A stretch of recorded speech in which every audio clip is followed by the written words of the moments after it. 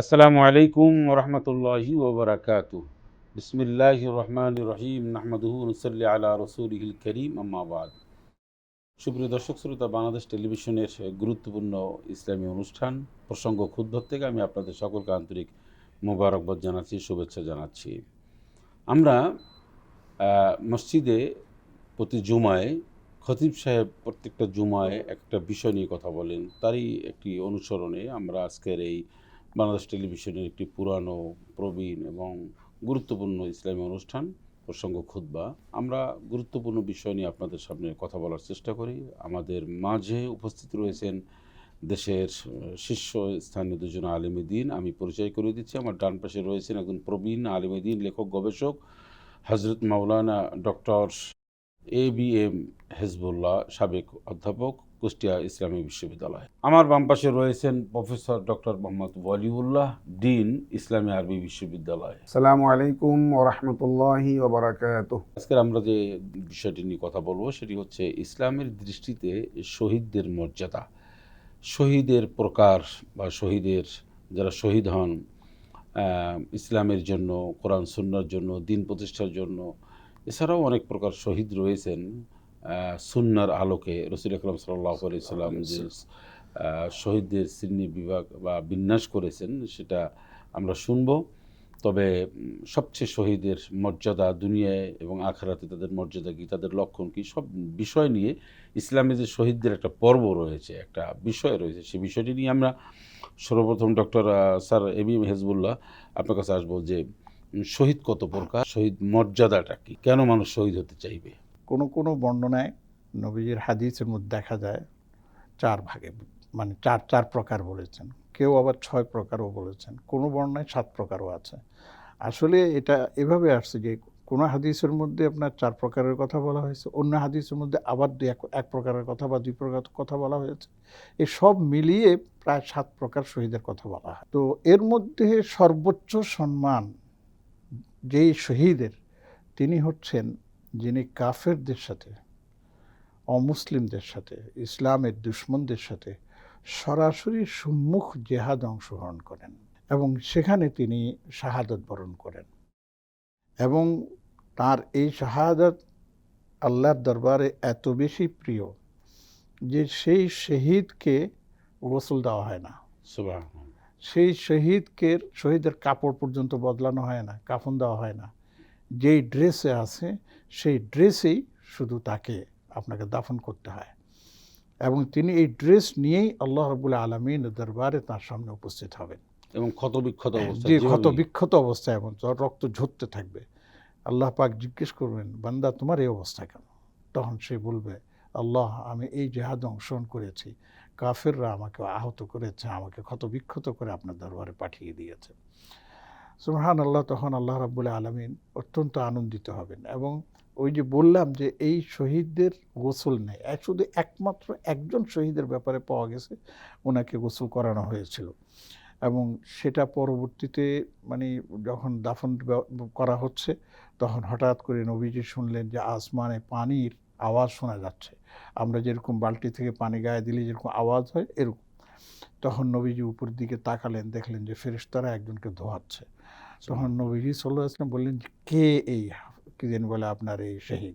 তখন তার পরিচয় জানা গেল। জানা যাওয়ার পরে তখন তিনি বাড়িতে খবর নিলেন। তখন বাড়িতে তার স্ত্রী বলছেন যে ইয়া রাসূলুল্লাহ, তিনি রাত্রে আমার সাথে ছিলেন এবং আমাদের দৈহিক মিলন হয়েছিল, কিন্তু সকালে যখন জেহাদের ঘোষণা আসে তখন তিনি আর গোসল করার সুযোগ পাননি, তিনি জেহাদে চলে যান এবং সেখানে গিয়ে তিনি শহীদ হন।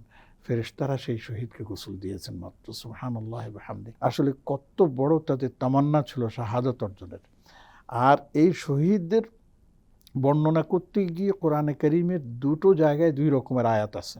একটা হচ্ছে যেমন সূরা বাকারার মধ্যে ওয়ালা তাকুলু লিমান ইউকতালু ফি সাবিলিল্লাহি আমওয়াত বাল আহইয়া ওয়ালাকিন লা তাশউরুন। যারা আল্লাহর রাস্তায় শাহাদাত বরণ করে তাদেরকে তোমরা মৃত বলো না, বরঞ্চ তারা জীবিত আছে, তবে তোমরা সেটা বুঝতে পারো না। এই হলো একটা আয়াত।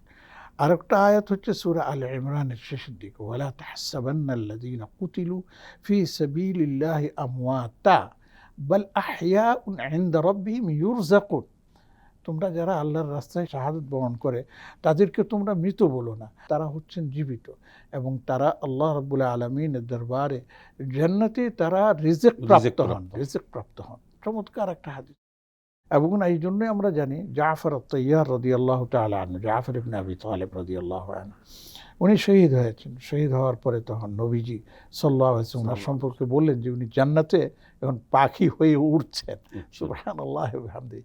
এই জন্য জাফর আত-তাইয়ার বলা হয়। জি, তো আমরা এখান থেকে যেটা জানতে পেরেছি, সর্বোত্তম শাহাদাত যেটাকে বলা হয়েছে সেটা হচ্ছে সরাসরি কাফের, মুশরিক, বাতিল, নাস্তিক, যারা ইসলাম বিদ্বেষী, তাদের সাথে লড়াইয়ের ময়দানে যারা শাহাদত বরণ করেন তাদেরকেই শহীদ বলা হয়। এবং তারাই হচ্ছে সত্যিকার অর্থে শহীদ, যাদের গোসল নাই, যাদের কাফন নাই, যে এই অবস্থায় আছে সেই অবস্থাতেই তাদেরকে আপনার দাফন করা হয়। ডক্টর মোহাম্মদ ওয়ালিউল্লাহ স্যার, শহীদের মর্যাদা রাসূল আকরাম সাল্লাল্লাহু আলাইহি ওয়াসাল্লাম কীভাবে দিয়েছেন, কীভাবে আকাঙ্ক্ষা করেছেন, কীভাবে তামান্না পেশ করার জন্য আমাদেরকে বলেছেন, এবং শহীদি মর্যাদার জন্য দোয়া করা কতটা জরুরি, বা শহীদি মর্যাদা আল্লাহর কাছে চাওয়াটা, এটা কিভাবে কোরআন সুন্নাহর মধ্যে এসেছে?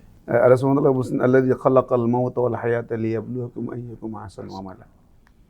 আল্লাহ তাআলা মানুষের মৃত্যু এবং জীবনকে সৃষ্টি করেছেন মানুষকে পরীক্ষা করার জন্য যে সবচেয়ে ভালো কাজ কে করে। তো জন্মগ্রহণ করা মানে মৃত্যুবরণ করা, এবং এই মৃত্যুবরণ করার মধ্যে সবচেয়ে উত্তম মৃত্যু হচ্ছে শাহাদাতের মৃত্যু। কাফেরদের বিরুদ্ধে যে যুদ্ধ, সেই যুদ্ধে কিন্তু এর জন্য কিন্তু অনেকগুলো শর্ত আছে। ইমামের নেতৃত্বে যুদ্ধ করতে হবে, ব্যক্তি থেকে ব্যক্তি যুদ্ধ করতে পারবে না, তাহলে তো সমাজ আর টিকে থাকবে না। তো ওই যুদ্ধে যে মারা যাবে তার তো গোসল নাই, কাফন নাই, তারপরে যেখানে মারা যাবে সেখানেই তাকে দাফন করতে হবে। আর বাকি যারা শহীদ, পেটের পীড়ায় মারা যাওয়া, তউনে মারা যাওয়া, কলেরা হয়ে মারা যাওয়া, অথবা আপনার প্লেগ রোগে, নারী ডেলিভারিতে মারা যাওয়া, তারপরে আগুনে পুড়ে মারা যাওয়া, পানিতে ডুবে মারা যাওয়া, এদেরকেও হাদিসে শহীদ বলা হয়েছে। পাথর উপর থেকে পড়ে গেলে যে কোনো দুর্ঘটনায় মারা যায়, এগুলোকে হাদিসে শহীদ বলা হয়েছে। এই শহীদের গোসল হবে, কাফন হবে, এবং তাকে স্বাভাবিক মতোই দাফন হবে। বাট মর্যাদাগত দিক থেকে দুই শহীদের মধ্যে কোনো পার্থক্য করা হয়নি। পরকালীন মর্যাদার দিক থেকে এই দুই শহীদের মধ্যে কোনো পার্থক্য করা হয়নি। শাহাদাতের শহীদদের প্রথম মর্যাদা হলো যে শহীদের সকল গুনাহ মাফ করে দেওয়া হয়, শুধুমাত্র দাইন, ঋণটা মাফ করা হয় না। কিন্তু এই ঋণের জন্য তাকে মুআখাযা করা হবে না। যদি তার অন্তরের মধ্যে ঋণ পরিশোধের চিন্তা থেকে থাকে, আল্লাহ তাআলা নিজে পরিশোধ করে দেবেন এই ঋণ, আর বাকি তার সকল গুনাহ মাফ করে দেওয়া হবে। সে আলমে বরজাকে থাকা অবস্থাতেই তার জান্নাতে তার যে জায়গাটা, এটা তাকে দেখানো হবে। ইউরা মাকআদাহু মিনাল জান্নাহ, এবং তার জন্য হৌর নির্ধারণ করা থাকবে। তারপরে তার আহালের মধ্যে 70 জন যেন তাকে শাফাআতের অধিকার দেওয়া হবে। শাফাআতের জন্য আল্লাহ তাআলা পারমিশন দেবেন। মানজাল্লাযী ইয়াশফাউ ইনদাহু ইল্লা বিইজনি, আল্লাহ তাআলা তাকে এজেন্ট দেবেন যে তার আহালের মধ্যে 70 জনের জন্য শাফাআত করতে পারবে। আর হলো যে জান্নাত লাভ করবেন। মা লা আইনুন রাআত ওয়ালা উযুনুন সামিআত ওয়ালা খাতারা আলা কলবি বাশার। জান্নাতের রিজিক তো আমরা কল্পনা করতে পারবো না। জান্নাতের যে রিজিক আছে সেই রিজিক তারা পাবেন। এই শহীদদের আরেকটা হলো যে শহীদদের হাসর নাসর হবে নবী এবং সিদ্দিকদের সাথে। উলাইকা লাযিনা আনা'আল্লাহু আলাইহিম মিনান নাবিয়্যিন ওয়াস সিদ্দিকিন ওয়াশ শুহাদা। এই শুহাদারা, তাদের হাসর হবে নবী এবং সিদ্দিকদের সাথে। রাসূল সাল্লাল্লাহু আলাইহি ওয়াসাল্লাম উম্মতকে তারগিব দেওয়ার জন্য এই শাহাদাতের তামান্না করেছেন। এবং কোনো ব্যক্তি যদি খালেস নিয়তে শাহাদাতের তামান্না করে, মান সাআলা শাহাদাতা সাদিকান, প্রকৃত অর্থে যদি শাহাদাতের তামান্না করে, নালা আজরা শুহাদা ওয়া ইম্মা তাআলা ফিরাশিহি, সে যদি বিছনায় শুয়ে মারা যায় তাইলেও কিন্তু তিনি শাহাদাতের মর্যাদা পাবেন। আমরা জানি যে খালিদ ওয়ালিদ রাদিয়াল্লাহু অনেকগুলো যুদ্ধ করেছেন, অনেকগুলো যুদ্ধে বিজয়ী হয়েছেন, কিন্তু তিনি শাহাদাত পান না, এই জন্য তার একটা আফসোস ছিল। পক্ষান্তরে আবু উবাইদা বিন জাররাহ তিনি শাহাদাত পেয়েছেন। শাহাদাত তামান্না করা মুস্তাহাব, মাশরু, তবে যদি সাদেকান হয় তাহলে বিছানায় মারা যেও কিন্তু শাহাদাতের মর্যাদা পাওয়া যাবে, সওয়াব পাওয়া যাবে। সেজন্য আল্লাহর কাছে দোয়া করা, কিভাবে দোয়া করতে হয় বা কিভাবে দোয়া, আল্লাহ তাআলার কাছে বলতে, আল্লাহ আমার মৃত্যুকে তুমি শাহাদাতের মৃত্যু দাও, তোমার দিনের জন্য, তোমার সন্তোষের জন্য আমি আমার জীবনকে বিলিয়ে দিতে পারি। ওমর রাদিয়াল্লাহু তাআলা আনহু দোয়াটাও আমরা স্মরণ করতে পারি। জি স্যার। আল্লাহুম্মা রযুকনা শাহাদাতান ফি সাবিলিক ফি সাবিল ওয়াজআল মাউতানা ফি বালাদি রাসূলিক। মজার ব্যাপার হলো হযরত ওমর রাদিয়াল্লাহু তাআলা আনহুর এই দোয়াটা কিন্তু আল্লাহ কবুল করেছেন। সুবহানাল্লাহ। তিনি যেমন শাহাদাতের মর্যাদা লাভ করেছেন, তেমনি মদিনাতুর রাসূলে তার ইন্তেকাল হয়েছে।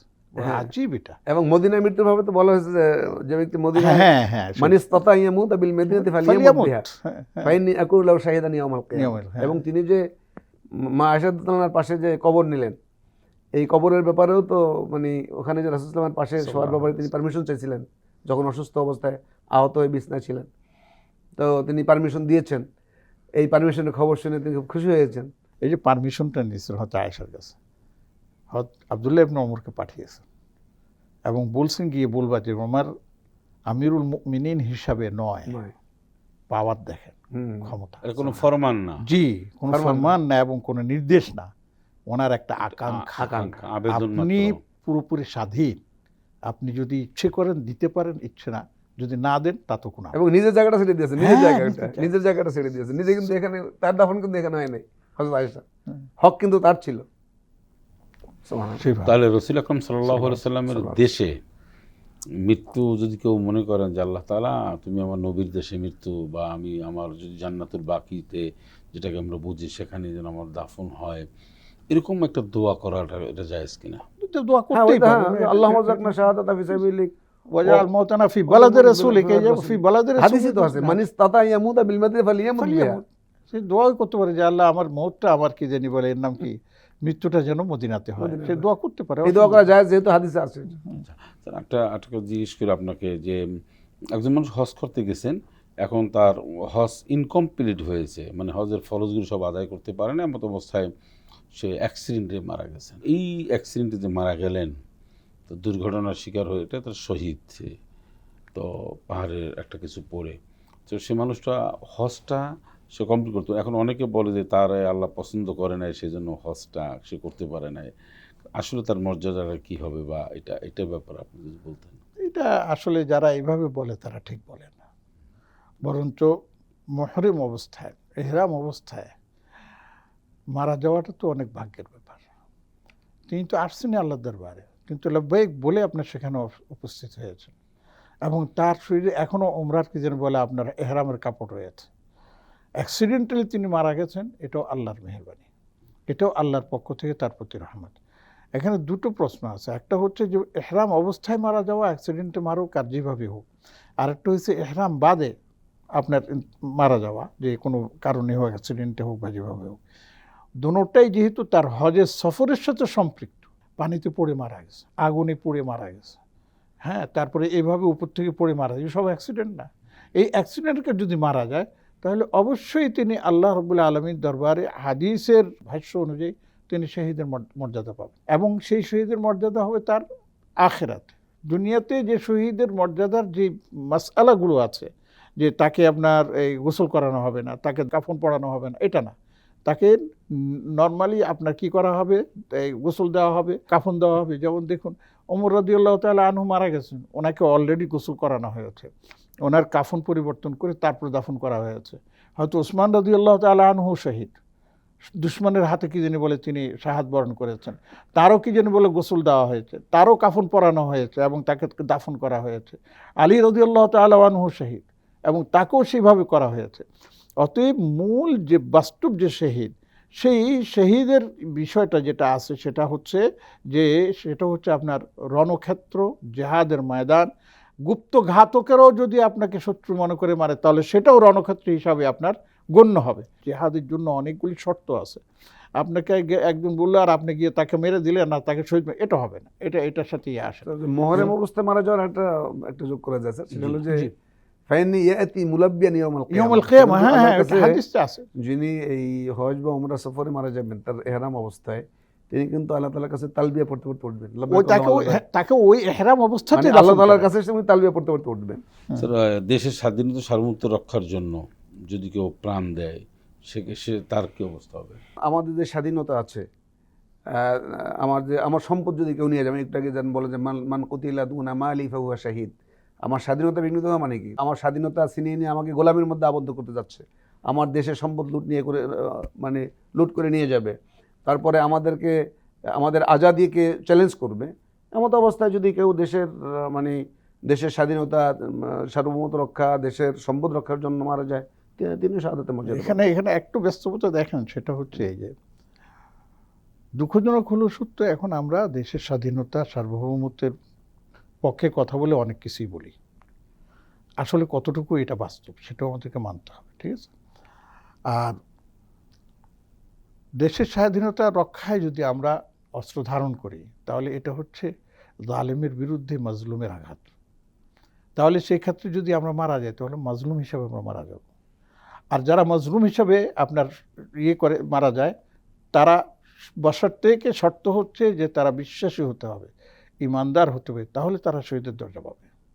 সবাইকে আপনি গড়ে পড়তে বলে দিবেন সেটা হবে না, এটা কিন্তু স্পষ্ট। স্যার এটা শুধু ওইটাই না তো, আমরা এতক্ষণে যত আলোচনা করেছি একবারে আমাদের অনুষ্ঠানের শুরু থেকে যতগুলো শহীদের কথা বলছি এবং শহীদের যে মর্যাদার কথা বলছি, সকল মর্যাদা প্রাপ্তির ক্ষেত্রে প্রধান শর্ত হচ্ছে ইমান থাকা, ইমানদার থাকা। কোনো কাফের বা বেঈমান যদি পানিতে পড়ে মারা যায় তাদের জন্য তার ক্ষেত্রে এগুলি না। আমি আরেকটা জিনিস বলি, আমাদের ডক্টর বলছে, ওলিউল্লাহ ভাই বলছেন যে বুখারী শরীফ হাদিস যে নবীজি সাল্লাল্লাহু আলাইহি ওয়াসাল্লাম শাহাদাত তামান্না করছেন, হাদিসের বর্ণনা কিন্তু একটু ভিন্ন আছে। সেখানে হচ্ছে যে লাওয়াদাত মানে কি, শহীদকে জিজ্ঞাসা করা হবে তোমার আমার কাছে চাওয়ার কি আছে। এখন তিনি কি নবী না তিনি অন্য শহীদ, সের ব্যাপারে কিন্তু ব্যাখ্যা আছে আর কি। তো বলছে শহীদ যেই হবে সেই চাইবে আল্লাহ আমাকে আবার দুনিয়াতে পাঠিয়ে দেন, আমি আবার আপনার দরবার চাই, এইভাবে এই কথাটা বলা আছে। শহীদদের হিসাব হবে কিনা, সাধারণ মানুষের যেমন কিয়ামতের দিন হিসাব হবে, তার সবকিছু শহীদদের হবে। আচ্ছা, শহীদদের আরেকটা মর্যাদা আমাদের আলোচনা ফাঁকে রয়ে গেছে, যেমন কিয়ামতের সময় কিন্তু সকল মাইয়েতের মধ্যে কিছু একটা অস্থিরতা থাকবে। কিয়ামত যখন শুরু হবে তখন একটা ফাজাও থাকবে না, একটা অস্থিরতা থাকবে, এটা শহীদদের ক্ষেত্রে থাকবে না। শহীদদের ক্ষেত্রে যে কবর আজাব যেটা, এটা শহীদদের হবে না। এবং মৃত্যুর যন্ত্রণা নামে একটা কথা আছে না, সাকারাতুল মউত, শহীদদের কোনো সাকারাতুল মউত নাই। এবং সেখানে বলা আছে যে শহীদ যখন কোনো আঘাতে মারা যাবে তখন তার আঘাতটা ছোটখাটো একটা পোকায় কামড় দিলে যেরকম আঘাত, পিঁপড়ার আঘাতের মতো। হাদিসের ভাষ্য অনুযায়ী তো যেটা হলো যে দাইন ছাড়া শহীদের সকল গুনাহ মাফ করে দেওয়া হবে। শহীদদের মর্তবার মধ্যে আল্লাহ পাক তো বলছেন তাদেরকে মৃত বলো না, তারা তো আল্লাহর কাছে জীবিত। এখন এই জীবিতর মধ্যে যেটা আসছে সেটা হচ্ছে যে যে ব্যক্তি মারা গেছে তার একমাত্র দাইন, এটা স্পষ্ট হাদিসের মধ্যে আছে, ইল্লাত দাইন, এটা মাফ করা হবে না, এটা তার থেকে নেওয়া হবে। আর এছাড়া যদি তার কবিরা গুনাহ থাকে, তার সগীরা গুনাহ থাকে, তাহলে সগীরা গুনাহ তো এমনি মাফ হয়ে যাবে তার এই বড় আমলের জন্য। কবিরা গুনার জন্য শর্ত হচ্ছে আপনার তওবা। এখন সে তওবা করা ছাড়াই কিন্তু চলে আসছে, শহীদ হয়ে গেছে, এখন কি হবে? আল্লাহর এই ক্ষমতা আছে, তওবা ছাড়াও আল্লাহ তার বান্দাকে মাফ করে দিতে পারেন, ঠিক আছে? এখন আরও অনেকগুলি প্রশ্ন এর সাথে জড়িত। দেখেন রাস্তাঘাটে এখন চাঁদাবাজি হচ্ছে, জমি দখল হচ্ছে, আর এগুলিকে কেন্দ্র করে একে অপরকে মেরে ফেলতেছে, এদের কি শহীদ বলবেন? অনেক হতে এগুলোকে শহীদের মধ্যে আনতে চায়, অবসম্ভব, এগুলি হবে না, ঠিক আছে? তাহলে এরা যদি মারা যায় তাহলে এদের অবশ্যই হিসাব দিয়ে তারপর সামনে যেতে হবে। আর যারা এই যে মানে আপনার প্লেগ রোগ বলেন, পেটের রোগ বলেন, পানিতে পড়ে বলেন, আগুনে পুড়ে মারা গেছে বলেন, হ্যাঁ আল্লাহ পাক তার রহম ও করমে ইচ্ছা করলে তাদের গুনাহগুলো আমরা তো দেখতে পাই এখানে কিন্তু হাদিসে একটা কথা বলা আছে, আল কাতিল ওয়াল মাকতুল কিলাহুমা ফিন্নার, যিনি হত্যা করেন এবং যাকে হত্যা করে দুজনেই জাহান্নাম। তখন সাহাবারা বলেন ইয়া রাসূলুল্লাহ হাদাল কাতিল ফামা বালুল মাকতুল, যিনি হত্যা করেন তিনি মারা যাবেন, এটা তিনি জাহান্নামে যান স্বাভাবিক, কিন্তু মাকতুল কফরত কি করলো? ফাইন্নাহু, রাসূলুল্লাহ বলেন ফাইন্নাহু কানা হারিসান আলা কাতলি সাহিবি, সেও তার সঙ্গীকে মারতে চেয়েছিল। তো দুজন যদি একে অন্যকে হত্যা করার জন্য মারামারি করে যদি দুজন মারা যায় তাহলে দুজনই জাহান্নামে বলা হয়েছে। কিন্তু আপনি একজন নিরীহ মানুষ, আপনি রাস্তা দিয়ে যাচ্ছেন, ছিনতাইকারীর সাথে আপনার ধস্তাধস্তি হয়েছে, আপনি মোবাইলটা সেভ করার জন্য অথবা আপনার স্ত্রীকে সেভ করার জন্য, তো টাকা সেভ করার জন্য আপনি ধস্তাধস্তি, আপনি মারা গেছেন, তখন আপনি শাহাদাতের মর্যাদা, মানে আপনি মানে মাজলুম যিনি, যার মানে ছিনতাইকারীর আঘাতে যদি কোনো নিরীহ মানুষ তার সম্পদ রক্ষা করার জন্য, তার ইজ্জত রক্ষা করার জন্য তিনি মারা যান, তিনি শাহাদাতের মর্যাদা পান। সদ্য মুসলমান হয়েছে বা এমনকি যুদ্ধের ময়দানে ঠিক পূর্ব মুহূর্তে কলমা পড়ে সে যুদ্ধের ময়দানে গিয়ে শহীদ হয়েছে, তারটা কি হবে? আল্লাহু আকবার, এটা তো আল্লাহ রাব্বুল আলামিন তার প্রতি সম্মান প্রদর্শন করেছেন যে এক ওয়াক্ত নামাজ পড়ার কি যেন তার সুযোগ হয় নাই, তার আগে তার শাহাদাত কবুল হয়ে গেছে। সুবহানাল্লাহ, এটা তো তার প্রতি যে আল্লাহ পাকের যে একটা বিশাল সম্মান এবং পুরস্কার, সেটা এখানে প্রমাণ হয়েছে। এবং এটাই আল্লাহ রাসূলুল্লাহ সাল্লাল্লাহু আলাইহি ওয়াসাল্লাম আমাদেরকে শিখিয়েছেন এবং বুঝিয়েছেন যে শাহাদাতের মর্যাদা এটা দুনিয়াতে আমরা এটা কল্পনাও করতে পারি না। এটা আমরা আপনাদেরকে বলে সেটা বুঝাতে পারবো না। আমরা এতটুকু শুধু বলতে পারবো যে শহীদরা হচ্ছেন আল্লাহর খাস আখাসুল খাস মধ্যে অন্তর্ভুক্ত। মেহমান। জি, মনে করেন যে কোনো লোক শাহাদাতে তামান্না করে শহীদ হয়েছে, তার নামাজ বাকি আছে, এইটা বাকি আছে, ওইটা বাকি আছে, কিন্তু সাধারণত যিনি আল্লাহর কাছে শাহাদাতে তামান্না করেন তিনি তারিকুস সালাহ হবেন, এটা তো আসলে কল্পনা করা যায় না, এটা একটা অকল্পনীয় ম্যাটার। কারণ যুদ্ধের ময়দানে রাসূলুল্লাহ সাল্লাল্লাহু আলাইহি ওয়াসাল্লাম মানে আল্লাহ তাআলা নামাজ মাফ করেন না, সেখানে বলছেন যে একদল নামাজ পড়লে আরেকদল অসুবিধা দাঁড়ায় থাকবে। এবং কাফেররা কিন্তু কামনা করে যে তোমরা সবাই একসাথে নামাজে আসো আর তোমাদের ওরা তোমাদের উপর আক্রমণ করুক।